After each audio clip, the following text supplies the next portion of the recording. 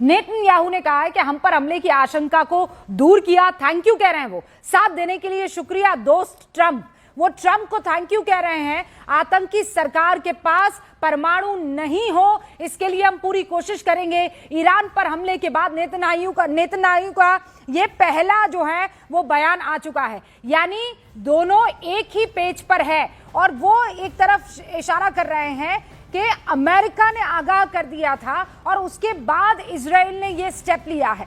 Iran पर हमले के बाद नेतन्याहू ये बात कह रहे हैं। जनरल सिन्हा।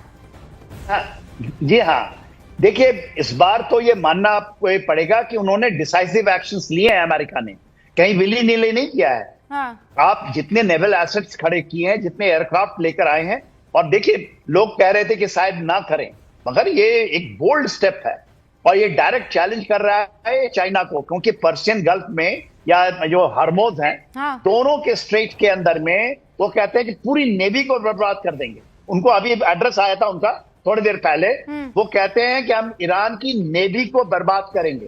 तो स्टेट ऑफ हार्मोज के अंदर में जो थ्रेट था उसको भी वो मना कर रहे हैं। अभी ये जो मैंने आपको 2 लाइनें पढ़ के सुनाई, नयन साहब मैं चाहती हूँ आप भी जरा ध्यान से सुनिएगा। नेतन्याहू ने अभी अटैक के बाद जो लोगों को और दुनिया को पहला बयान दिया, the statement that has come in writing, वो ये कह रहे हैं और मैं इसका हिंदी तर्जुमा करके सुना रही हूँ।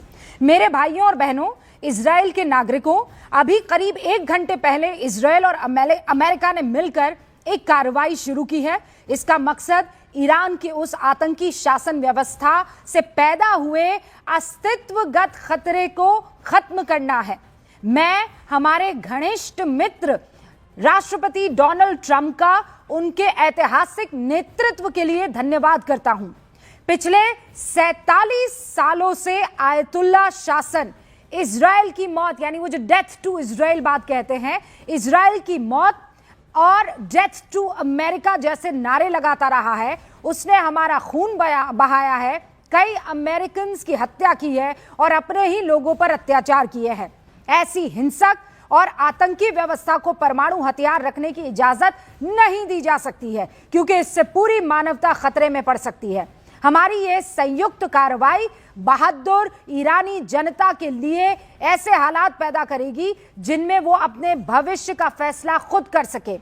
मैं ईरान के सभी लोगों, फारसी, कुर्द, अजरबैजानी, बलोच, अहवाजी, इन सब से कहता हूं कि वो इस अत्याचार के बोझ को उतार फेंके और एक आजाद, शांति प्रिय ईरान की स्थापना करें।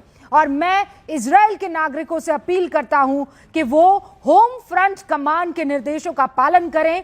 आने वाले दिनों में operation roar of the lion के दौरान हम सभी को धैर्य और मजबूत इरादे का परिचय देना है। हम साथ खड़े रहेंगे, साथ लड़ेंगे, मिलकर इजराइल के अनंत सुरक्षा को सुनिश्चित करेंगे। यह पहला स्टेटमेंट नेतन्याहू की तरफ से ईरान पर अटैक के बाद। एक और बड़ी खबर, ईरान का इजराइल पर जब ये जवाबी हमला हुआ है तो जानकारी मिली है कि खामनेई वहां पर मौजूद नहीं है। The supreme leader is not in Iran, not in Tehran, लेकिन उन्होंने कहा है कि ईरान पूरी मजबूती के साथ अपने आप को डिफेंड करेगा। और अभी ये भी कहा जा रहा है कि लगभग 105 मिसाइलें दागी गई है। नयन साहब, 105 मिसाइलें ईरान की तरफ से इजराइल की तरफ दागी गई है।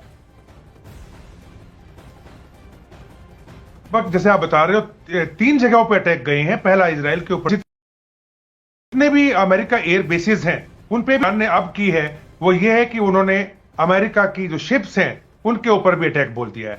यानी इनकी मिसाइल से शिप्स पे भी अटैक किया है, जिसको कि अब मुझे नहीं लगता है कि कोई भी स्ट्रेटेजिक जो सोच रखता है। आप दोनों स्क्रीन देख रहे हैं क्या न्यूज 18 इंडिया की, जनरल सिन्हा और नयन साहब?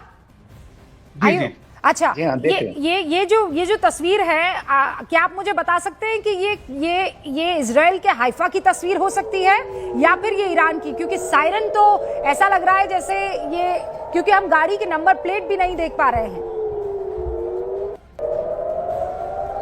देखिए, ये शायद हो सकता है पुरानी तस्वीर हो जब उनके ऊपर अटैक आया है, मगर यदि ये इजराइल के ऊपर में है और देखिए वो वहां तक पहुंचा है तो उनके एयर डिफेंस सिस्टम को उन्होंने भेदा है, और इसके पहले भी भेदे हैं, ऐसा नहीं है।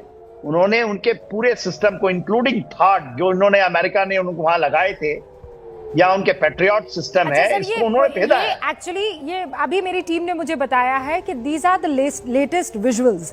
टीम ने जो जानकारी इकट्ठा की है, फिर हम कह रहे हैं कि हम इसकी गारंटी तो नहीं ले सकते हैं, आधिकारिक रूप से कोई कुछ बता ही नहीं रहा है, ना ईरान बता रहा है और ना ही इजराइल। खासकर ये जो विजुअल्स हैं, ये वहां पर मौजूद लोग अपने मोबाइल कैमरा से रिकॉर्ड करते हैं और उसके बाद वो अलग अलग मीडिया प्लेटफॉर्म्स या अलग अलग सोशल मीडिया प्लेटफॉर्म्स पर डालते हैं।